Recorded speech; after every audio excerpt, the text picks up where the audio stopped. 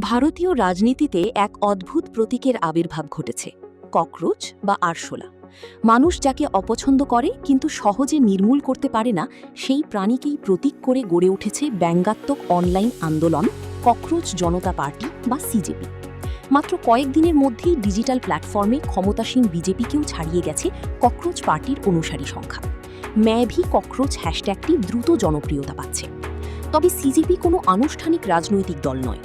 সম্প্রতি ভারতের প্রধান বিচারপতি সূর্যকান্ত এক শুনানিতে কিছু বেকার ও হতাশ তরুণকে পরজীবী ও তেলাপোকা বলে মন্তব্য করলে তা ব্যাপক বিতর্কের জন্ম দেয়। সেখান থেকেই ককরোচ জনতা পার্টি নামের ধারণা জনপ্রিয় হয়, যা বিজেপির নামের একটি ব্যঙ্গাত্মক প্যারোডি।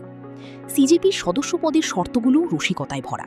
বেকার, অলস ও সারাক্ষণ অনলাইনে সক্রিয় থাকতে হবে, পাশাপাশি অভিযোগ আর ক্ষোভ প্রকাশে দক্ষ হতে হবে। ককরোচ জনতা পার্টির নেপথ্যে রয়েছেন বস্টন ইউনিভার্সিটির ছাত্র অভিজিৎ দীপকে।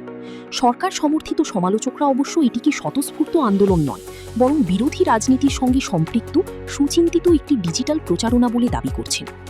জানা গেছে, আগামী ৬ জুন অভিজিৎ দীপকে দেশে ফিরছেন। নিট পরীক্ষার প্রশ্নফাঁস কেলেঙ্কারি ধর্মেন্দ্র প্রধানের পদত্যাগের দাবিতে এবার সামাজিক যোগাযোগ মাধ্যমের বাইরে মাঠ পর্যায়ে গণতান্ত্রিক আন্দোলন গড়ে তোলার পরিকল্পনা রয়েছে তাদের। সাম্প্রতিক বছরগুলোয় দক্ষিণ এশিয়া জুড়ে তরুণদের নেতৃত্বাধীন বিক্ষোভের ঢেউ শ্রীলঙ্কা, নেপাল ও বাংলাদেশি সরকার পর্যন্ত উল্টে দিয়েছে। কর্মসংস্থান, বৈষম্য ও মূল্যবৃদ্ধি, এই তিনটি ইস্যুই ছিল সেই ক্ষোভের কেন্দ্রে। ভারত এখন পর্যন্ত এই পরিস্থিতি এড়াতে পারলেও ভিতরে ভিতরে একই চাপ জমছে।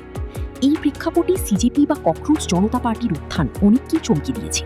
মাঠ পর্যায়ে এটি ভারতের রাজনীতি বদলে দিতে পারবে কিনা সেই প্রশ্নের উত্তর এখনও অনিশ্চিত। তবে একটি কাজ সিজেপি ইতোমধ্যে করে ফেলেছে, তা হলো ভারতের তরুণদের মনে এই অনুভূতি জাগিয়ে দিয়েছে যে তারা এখন দৃশ্যমান।